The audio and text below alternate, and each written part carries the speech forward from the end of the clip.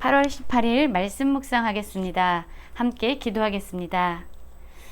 하나님, 우리의 인생이 곤고할 때에 하나님을 찾기 원합니다.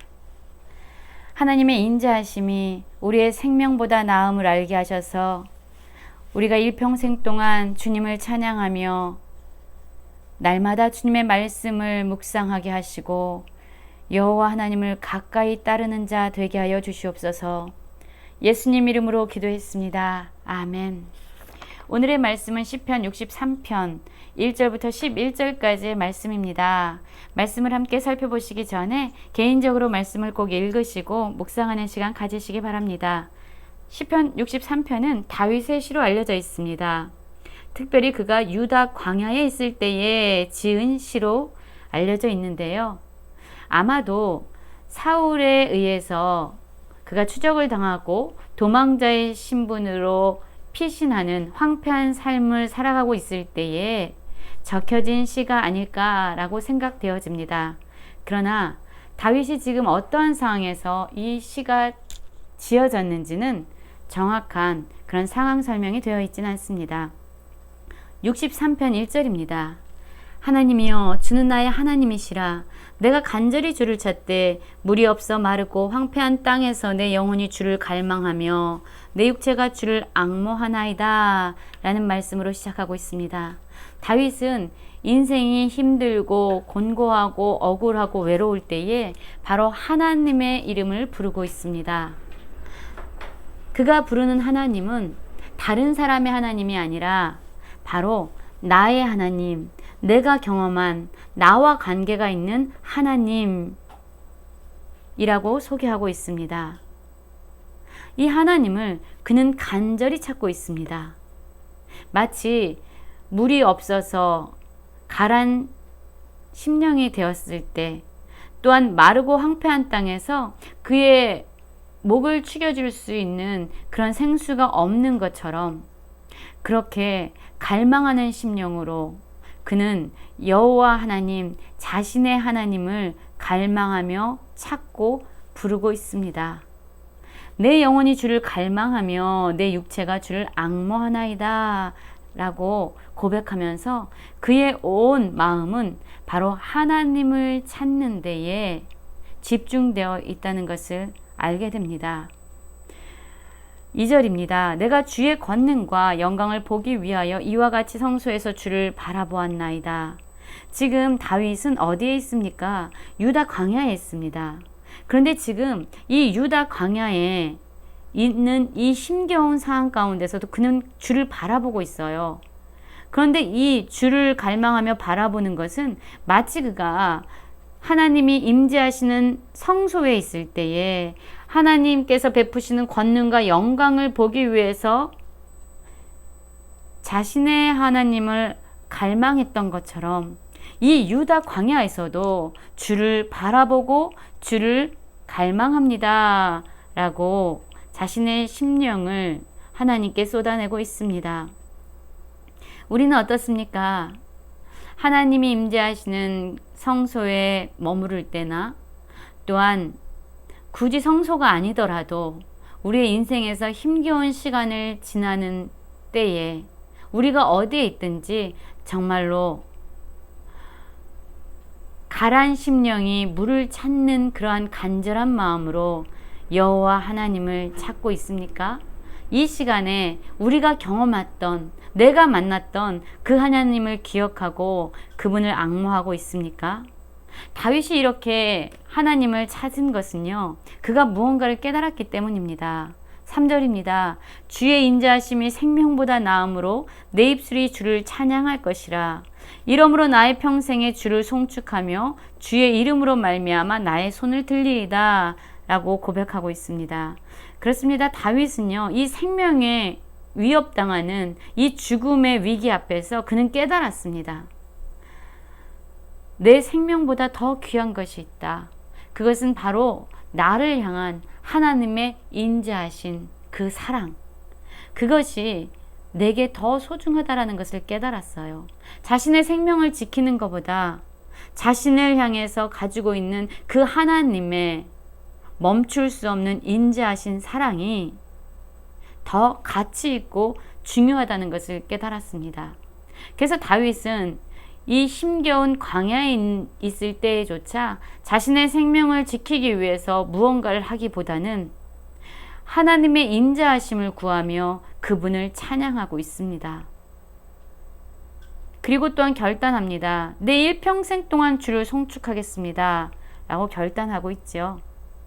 그리고 주님의 이름으로 말미암아 나의 손을 들리다. 나는 손을 들고 하나님께 완전히 항복하겠습니다. 하나님이 나를 다스리도록, 하나님의 인자하심이 나를 두르도록 나는 나의 모든 것을 내려놓겠습니다 라고 결단하고 있습니다. 한번 생각해 보십시오. 정말로 우리가 죽음의 위기 앞에 설 때에, 우리의 생명이 위협당할 때에 우리는 우리의 생명을 지키려는 노력보다 정말로 하나님의 인자하심을 구하기 위해서 그분을 찾고 그분의 이름을 찬양할 수 있겠습니까? 다윗은 이러한 결단을 하고 있는 거예요. 내 생명을 지키는 것보다 하나님의 인자하심을, 하나님의 인자하신 사랑 가운데 머무는 것이 더 가치 있다라고 생각했습니다. 그렇습니다. 우리가 무언가의 가치를 더 두느냐는 우리의 삶의 행동을 결정하게 하죠. 우리는 가치 있는 것, 더 가치 있는 것을 소유하기 위해서 우리는 행동을 결정하게 됩니다. 그가 일평생 송축하고 하나님을 찬양할 것이라고 이야기한 것은 바로 자신의 생명보다 하나님의 인자하심이 더 가치 있기 때문입니다. 또한 이 다윗은 알고 있었어요. 마치 하나님의 인자하심, 하나님을 갈망하는 것은 마치 골수와 기름진 것을 먹어서 자신의 육신을 강건하게 하는 것처럼 그 하나님의 인자하심이, 하나님을 갈망하는 것이 자신의 영혼을 만족시킬 것이라는 것을 알고 있었습니다. 그래서 그는 기쁜 입술로 주를 계속적으로 찬양하겠다라고 말하고 있죠. 여러분, 우리의 영혼을 만족시키는 것이 무엇입니까? 돈입니까? 또한 자녀와의 관계입니까? 건강입니까? 우리의 영혼을 만족시키는 것이 바로 우리를 향한 하나님의 인자하신 사랑이길 원합니다. 이 세상 그 무엇보다도 모든 땅을 창조하시고 모든 하늘을 창조하시며 우리를 사랑한다고 말씀하시는 그 하나님의 임재 가운데 거하는 것이 우리의 영혼을 만족시키는 유일한 길이 되기를 원합니다. 이것을 깨달은 다윗은요, 침상에서 또한 새벽에 주를 기억하고 주의 말씀을 읊조리겠다라고 이야기합니다. 밤중에 침상에 누워서도 하나님을 기억합니다. 새벽에 눈을 뜨자마자 또한 주의 말씀을 읊조립니다. 하루 종일 하나님을 향한 생각을 멈추지 않겠다라고 다윗은 고백하고 있습니다. 왜일까요? 바로 하나님만이 자신의 도움이 되심을 알았기 때문입니다. 그가 진정한 안식을 얻을 수 있는 것은 바로 주의 날개 그늘 아래서만 그는 참된 쉼과 평강을 누릴 수 있다는 것을 알았기 때문입니다. 그래서 그는 밤중에나 새벽에나 주님을 기억하고 주님의 말씀을 읊조리고 즐겁게 찬양하고 있습니다. 결국 다윗은 자신의 영혼이 주를 가까이 따르겠다라고 그의 삶의 방향을 결정합니다. 내가 정말로 인생을 가치 있고 내 영혼이 만족할 수 있는 길은 오직 주님 한 분밖에 없으니 나의 영혼이 주님을 가까이 따르겠습니다 라고 그는 결단하고 있습니다.